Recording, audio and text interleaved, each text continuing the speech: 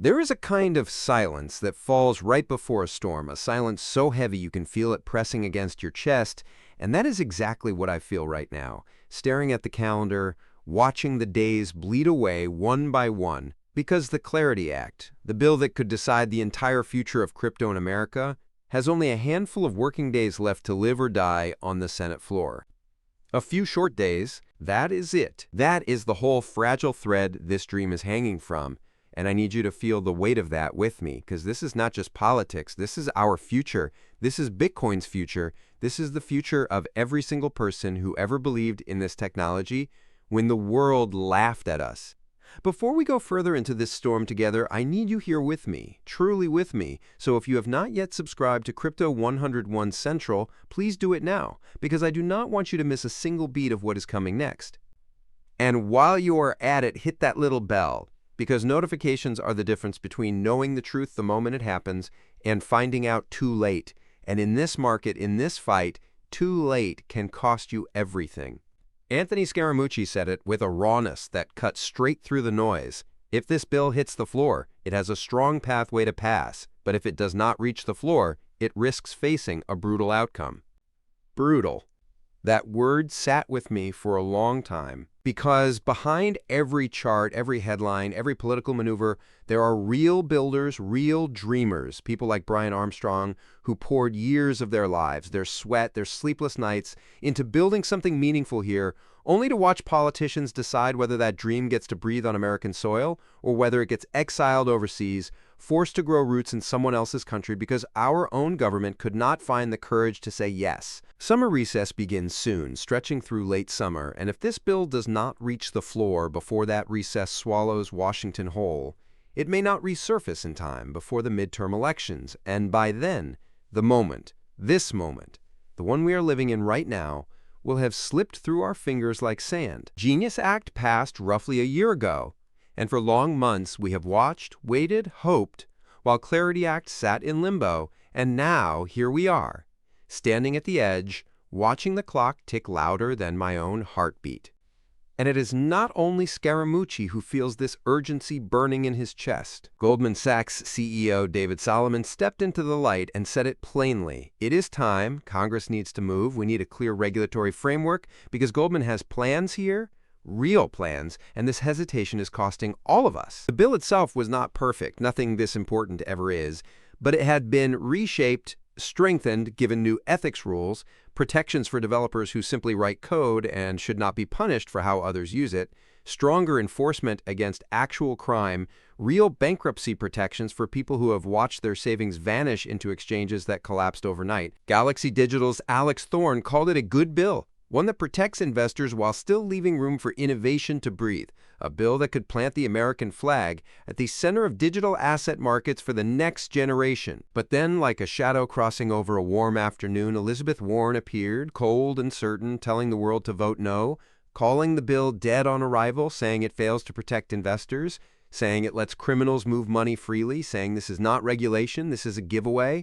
I sat with her words, too, because fear deserves to be heard, but so does hope, and Trump fired back almost instantly, refusing to let that fear write the ending, saying America never settles for second place, not in crypto, not anywhere, saying we are leading the world in innovation and we intend to stay there, because other nations, other powers, they would love nothing more than to take this away from us. And underneath all of this noise, all of this political tug of war, something quieter and more human was happening. Joe Shalom, former BlackRock, now leading SharpLink, sat down and explained, gently, why this bill actually matters beyond the headlines. He said if you build software, you should not be punished for what someone else does with it, but if you hold someone's assets, you should be held responsible, and that distinction alone could change everything for developers who have been living in fear for years.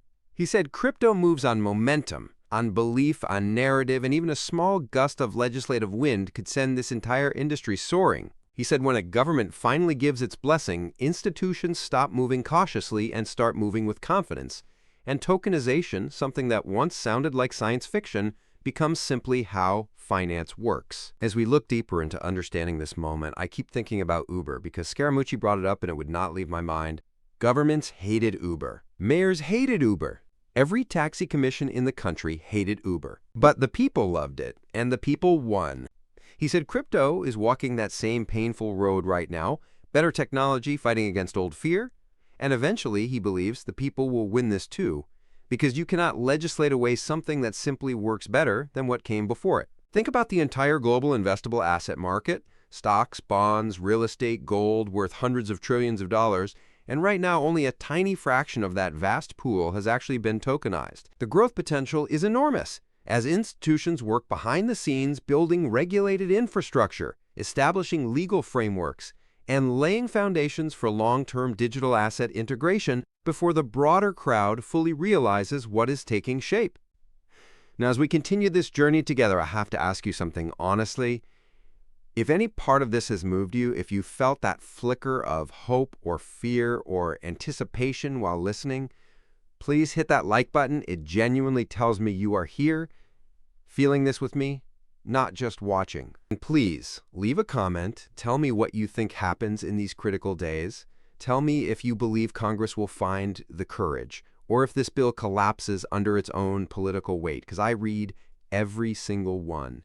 And your voice becomes part of this story too. While we wait for Washington to decide our fate, the market itself has been whispering something different, something quieter but just as important. BitMEX, the original Bitcoin derivatives exchange, the one that invented perpetual swaps, the one that gave us extreme leverage back when most people could not even spell blockchain, announced it is shutting down after over a decade in business. Over 10 years of history, gone.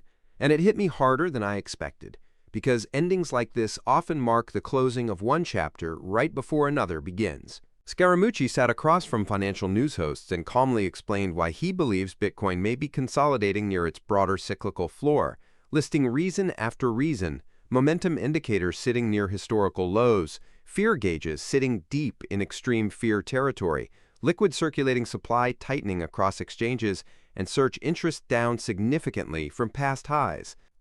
He suggested that when market sentiment reaches these quiet extremes, historical patterns indicate the risk-reward ratio often begins shifting toward potential recovery. And just when doubt about quantum computing threats started creeping into conversations again, several major institutions, including BlackRock, Fidelity, Coinbase, and Strategy, announced the Bitcoin Security Consortium, pledging multi-million-dollar funding over the coming years to strengthen Bitcoin's defenses for whatever the future brings. Bitcoin quietly, patiently getting stronger while the world argues about paperwork. We are almost at the end of this walk together, but before you go, I need you to know something. This industry, this technology, it is not going away, no matter how many politicians hesitate, no matter how many recesses steal our time, no matter how many old systems resist. Crypto is the Uber of finance, and the people always find a way to win eventually. If this story moved something in you, go watch the next video waiting for you on Crypto 101 Central, and do not forget to hit that bell, because these coming days could change everything, and I refuse to let you miss a single moment of it.